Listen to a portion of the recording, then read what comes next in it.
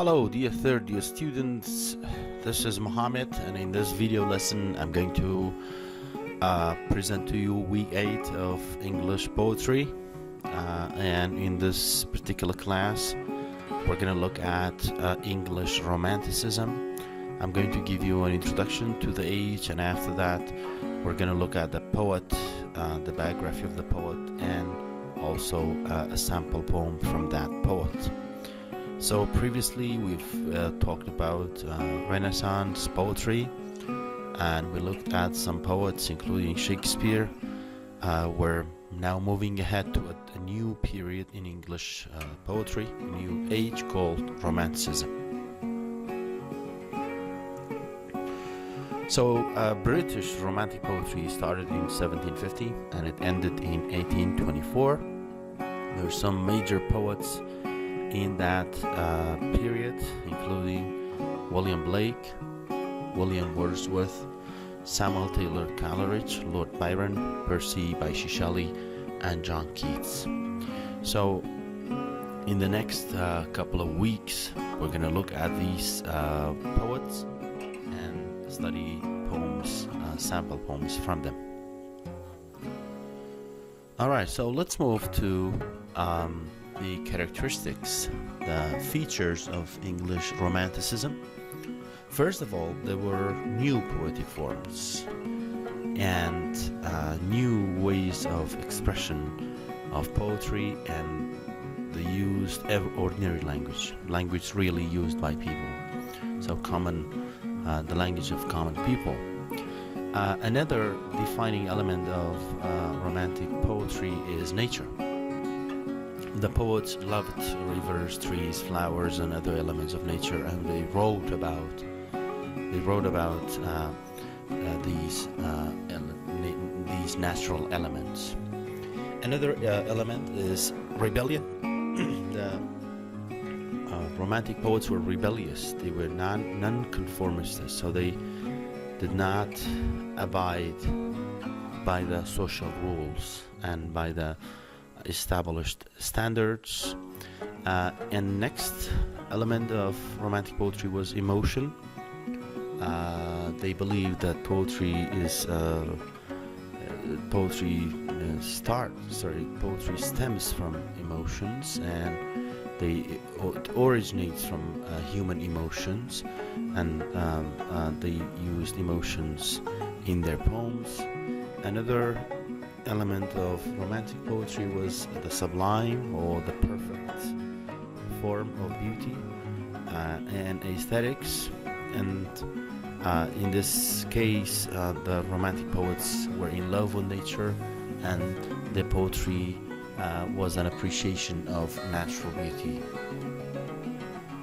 So one very important event, or actually a couple of events, that influenced the Romantics, one of them was the French Revolution that took place in 1789, and the slogan of that revolution was liberty, fraternity, and equality.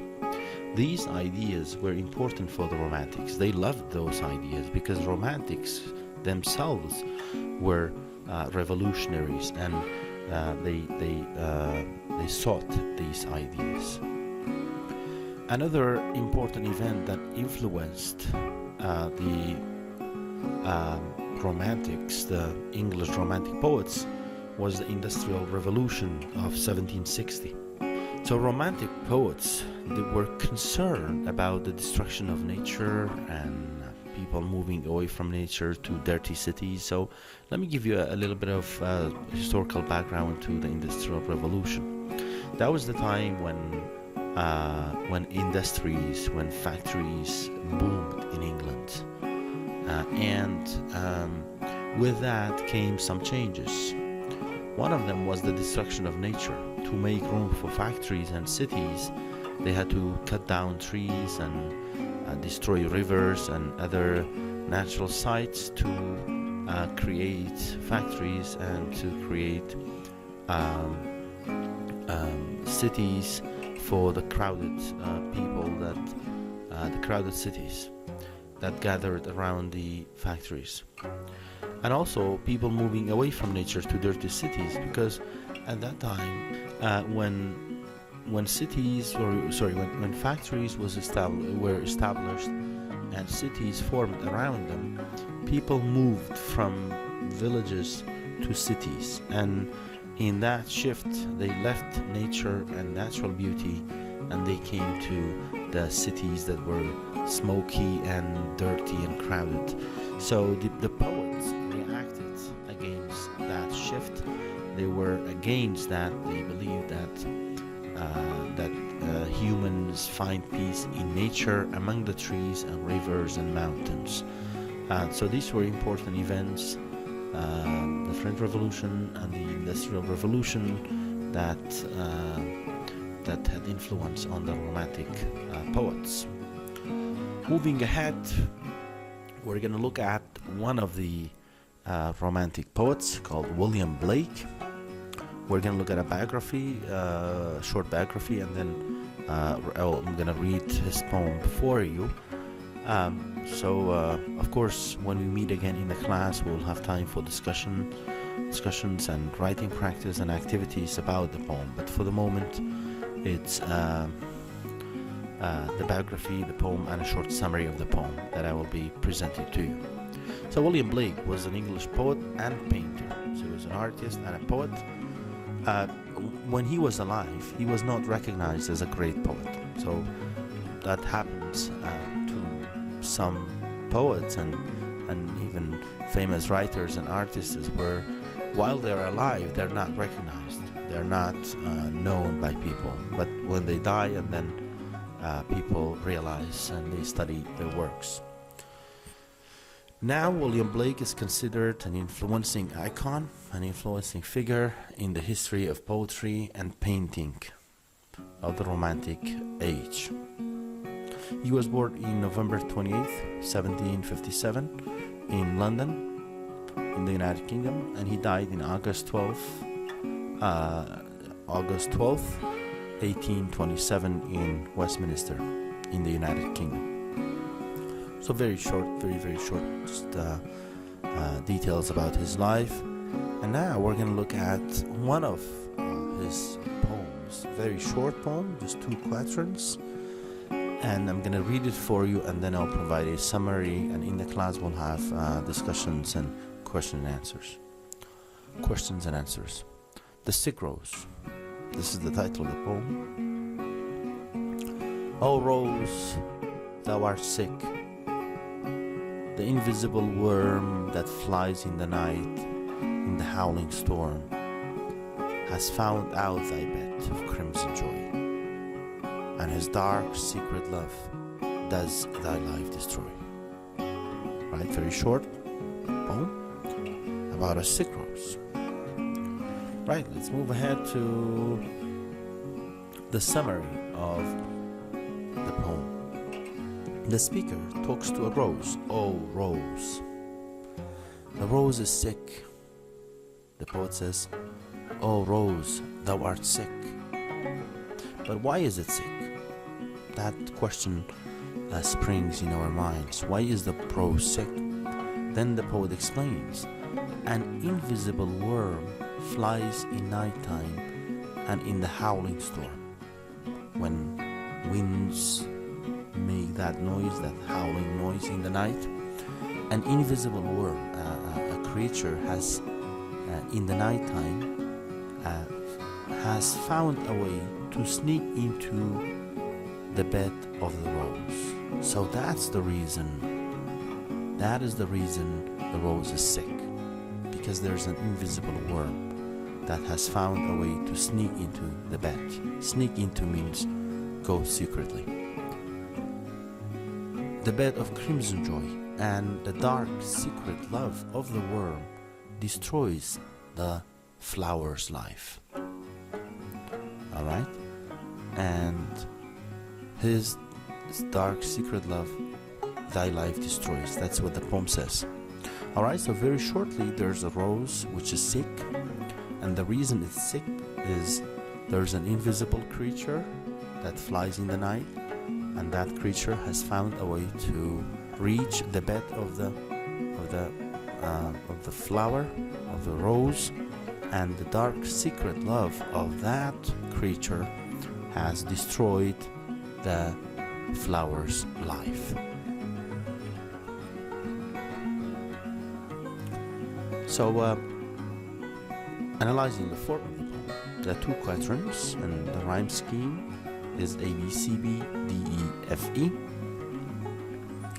And of course we're going to do that in the class after I hear your interpretations as well, but there are two objects in two key words and concepts in the poem: a rose and a worm.